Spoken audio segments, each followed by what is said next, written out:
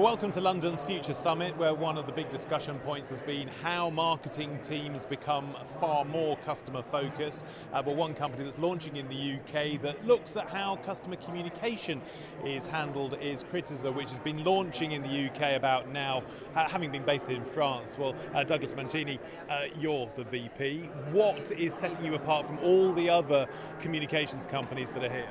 Well, what's very different about us is we're empowering the local teams in retailers, and whether they be retail bank, retail stores, restaurants, etc., to gather voice of the customer feedback and act on that feedback on the short term, on the medium term, and the long term. And this includes analysis at very local level to provide instant activity, medium term in the mid-level, and high end at the HQ level to look at long-term trends and how you change your customer's experience. So give us an example. What level of localness and what sort of things are you hoping the customer's going to tell you rather than everybody else? Well, I'll give you one of my favorite examples, which is a large grocery retailer in France. A customer walks in, and as often is the case, there's 10 tills, only 2 open, and a really long queue. They're able to text the store manager. It looks like a generic text number in this particular case. And by the way, we have 20 different channels that you can communicate with our retailers on. And they text and say, I'm not happy with this. I've been waiting 10 minutes in this queue. I'm not coming back.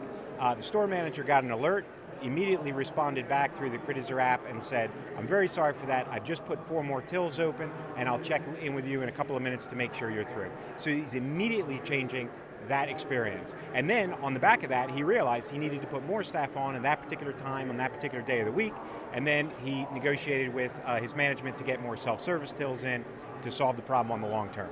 You talked about the channels. Is that important, trying to just harmonize them through one method? Yeah, absolutely, because the store teams are the ideal respondees to this type of feedback. The more channels that we can gather, the better. So TripAdvisor, Facebook, Google My Business, etc. we have partnerships with that we can enable, as well as email, buttons on widget buttons on apps and websites.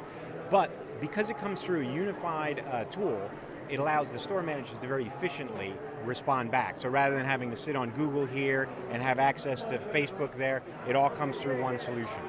And is that the benefit of doing this on a local level? Because surely in a big multinational, they might have somebody that just specializes in Facebook communication, somebody who specializes in Twitter.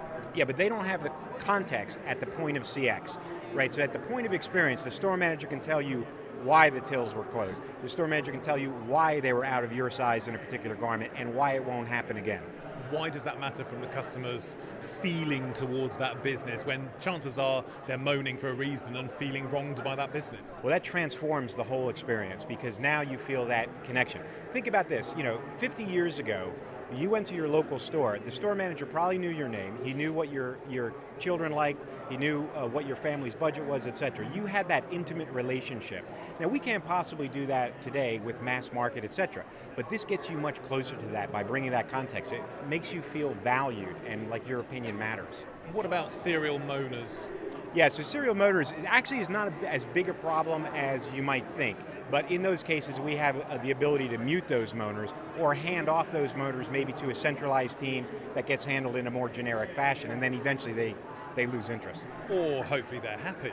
Well, you try to make them happy, but there are always going to be serial moaners or spammers that you just can't get rid of.